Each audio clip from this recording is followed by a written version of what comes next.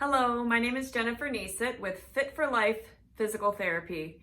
I'm going to be demonstrating in this video the movement called cervical retraction with extension. This is generally considered the second move of a McKenzie exercise that begins with a chin tuck or retraction.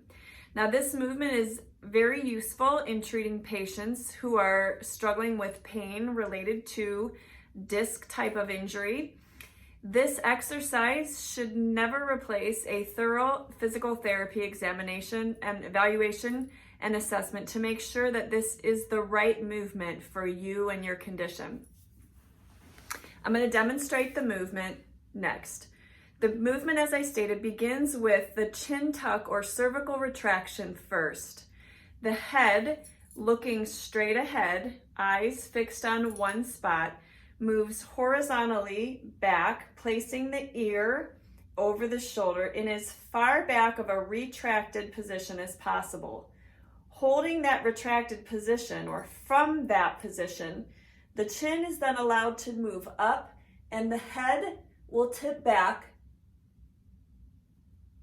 as far as it can go. When you come back up, you'll notice I'm in a slightly retracted position. I'm going to repeat this several times. What I'd like you to notice is that as I continue, I should be able to go a little bit further with each repetition. So retraction first, followed by looking up as far as possible, coming back up in a retracted position, and then releasing. I'm going to demonstrate a little bit of overpressure, which is taking the head back as far as it can go and then envisioning a screw. You're going to just screw in a little bit of additional range of motion at the very top end. If there was a ceiling, a clock up on the ceiling, you would envision your nose moving between 11 and 1. So demonstration, head straight back, tipping up. The wiggle, wiggle, wiggle, as we call it, allows you to gain more range of motion, and then you come back up to the retracted position.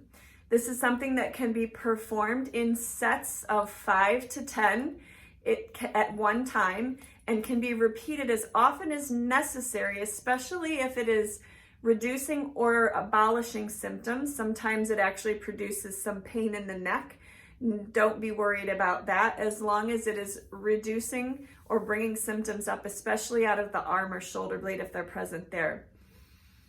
I do have one final tip. This one sometimes helps. Sometimes it is difficult or painful to have the head hanging back, especially in the presence of the disc pain.